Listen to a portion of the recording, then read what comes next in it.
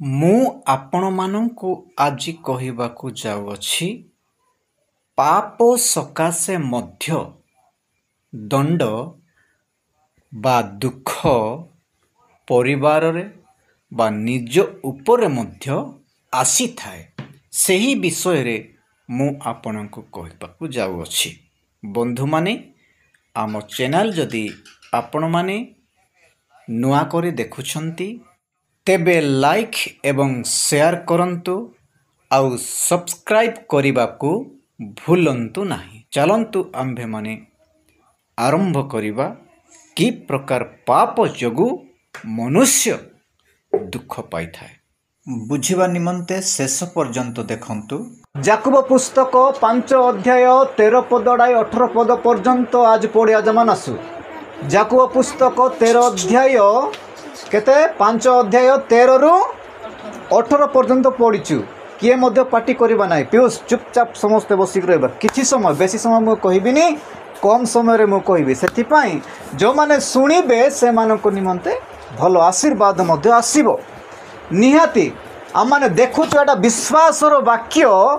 ଯେତେବେଳେ ପରିବାରରେ ପ୍ରତ୍ୟେକ ଯେଉଁ ପରିବାରରେ ମଧ୍ୟ ରୋଗ ଇତ୍ୟାଦି ସମସ୍ୟା ଯେତେବେଳେ ଆସିଥାଏ, ସେହି ସମୟରେ ସେ ପରିବାର ବହୁତ ବ୍ୟାକୁଳ ହୋଇ ପଡ଼ିଥାନ୍ତି। ସେମାନେ ପ୍ରଭୁଙ୍କୁ ଡାକିଥାନ୍ତି, ପ୍ରଭୁଙ୍କୁ ଅନ୍ୱେଷଣ କରିଥାନ୍ତି, ତଥାପି ସେମାନଙ୍କର ସାହସ ଭରସା ବଳ ଆସିପାରିନଥାଏ। ସେଥି ନିମନ୍ତେ ସେ ପରିବାର କ'ଣ କରିବେ ନା ମଣ୍ଡଳୀର ପ୍ରାଚୀନମାନଙ୍କୁ ଡକାଇବା ପାଇଁ ବୋଲି ଆମମାନେ ପାଠ କରିଅଛୁ।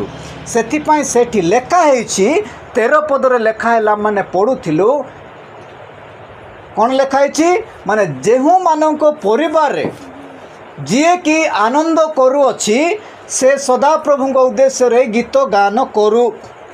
ଯେ ବା ଦୁଃଖ ଭୋଗ କରୁଅଛି ସେ କ'ଣ କରିବ ନା ମଣ୍ଡଳୀର ଯେଉଁମାନେ କି ପ୍ରାଚୀନମାନେ ପ୍ରଭୁଙ୍କର ଦାସମାନେ ଅଛନ୍ତି, ପ୍ରଭୁଙ୍କର ଲୋକମାନଙ୍କୁ ଡାକିକି କ'ଣ କରିବ, ପ୍ରାର୍ଥନା ଉପାସନା ସହିତ ସେ ଆଗକୁ ଯିବା ପାଇଁ କହୁଛି।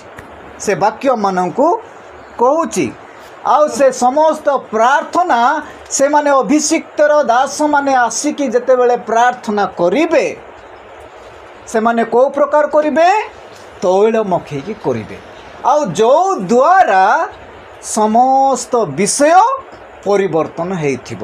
ଆଉ ରୋଗୀ ଯେବେ ପାପ କରିଥାଏ ତାହେଲେ କ'ଣ ଦିଆଯିବ, କ୍ଷମା ଦିଆଯିବ। ଯଦି ରୋଗୀ ବେ ଯଦି କେତେବେଳେ ପାପ ଜ୍ଞା ଧୁନେଛୁ ତେବେ କ୍ଷମା ସେବା ଦିଅ।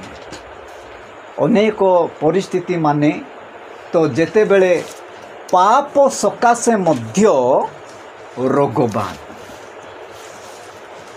ପେନୁ ତାଡ଼ା ରେଟିନ୍ ବା ସେଲୁ ମଧ୍ୟ ରୋଗବାନ। ବୁଝିଆ ତାସୁ ମାନେ ରୋଗ ବହୁତ ପ୍ରକାରର ବାନ। ଆଜ ପୁଞ୍ଜାମାନା ଯୋହନ ଲିଖିତ ସୁସମାଚାର 5 ଅଧ୍ୟାୟ ତାନି ବ୍ରିସାଚ ମାନେ 38 ବର୍ଷାବଧି ରୋଗୀ ବେଥସାଇଦା ଜିରୁସାଲମ ନିକଟର ବେଥସାଇଦା ନଗର ତାନି ମେଷ ଦ୍ୱାର ଜନେସ୍ତାର ପୁଷ୍କରିଣୀ ମାସେ ଏ ପୁଷ୍କରିଣୀ ତାନି ଅନେକ ପୀଡ଼ିତ ଲୋକ ରାହି ଆଇସେରୁ ଏ ମାଦେ ଏ ରୋଆଜ ବ୍ୟକ୍ତି ଏସେ ବର୍ଷ ବ୍ୟକ୍ତି 38 ବର୍ଷାବଧି ବ୍ୟକ୍ତି ଏ ମଣ୍ଡପ ତାନି ମାନେଛୁ। ଯିଶୁ ଯେତେବେଳେ ବାସ୍ତାନି ସାଜି ମାନେଛୁ ଏ ବାସ୍ତାନି ଏଆନ ବାସ୍ତାନି ନଜର ପଡ଼େ। ମାନେ ସମସ୍ତ ଲୋକ ୟାର କକ୍ସାଧୁନ ସମୟ ତାନି ପେନୁ ଯେତେବେଳେ ବାନେଛୁ ସମସ୍ତଙ୍କର ମନୋଭାବ ଜାଣିବେ। ଏରେ ଚିନ୍ତାରି ଏରେ ଚିନ୍ତାରି ଏଆନ ଚିନ୍ତାରି ସମସ୍ତ ମନୋଭାବ ଜାଣିବେ। ସବୁ ବିଷୟ ପ୍ରଭୁ ଜାଣନ୍ତି।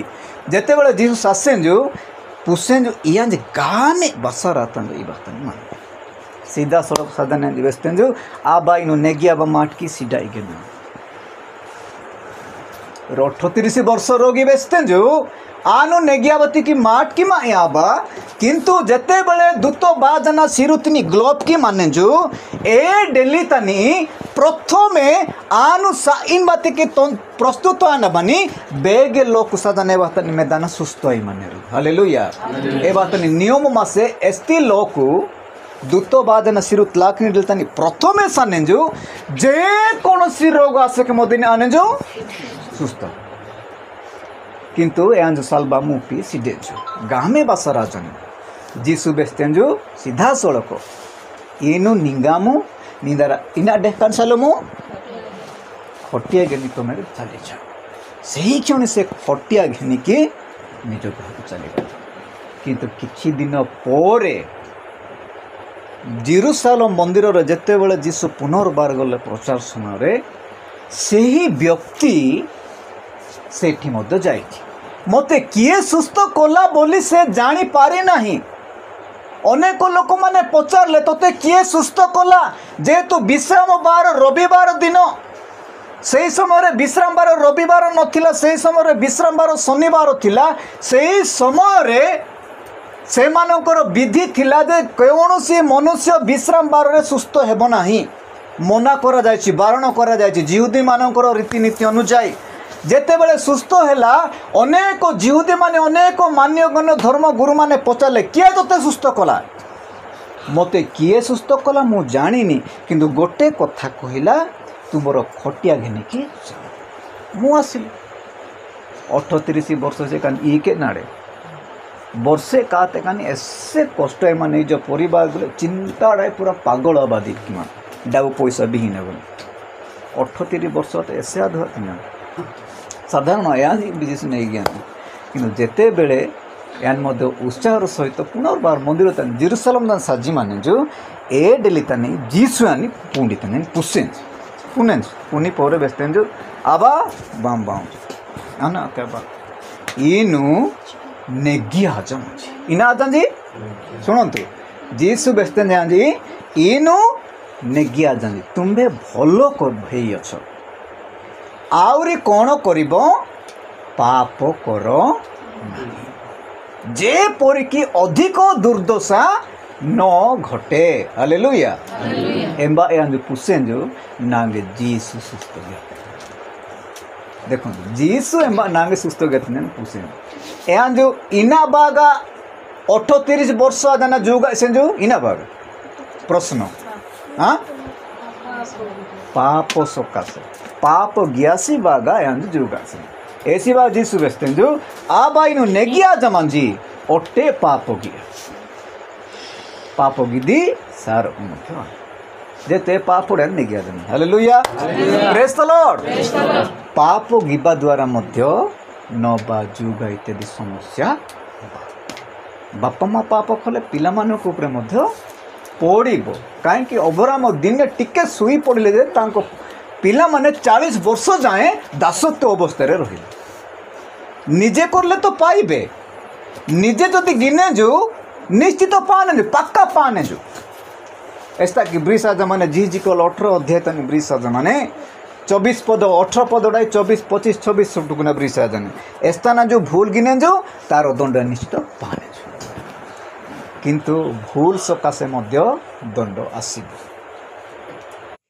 आज आम्बे माने देखिवा को पाइलु शिखिवा को पाइलु पाप सकाशे मध्य अनेक मनुष्य मानक उपरे दुख एपरि रोग इत्यादि समस्या आसी थाए रहिली बाय।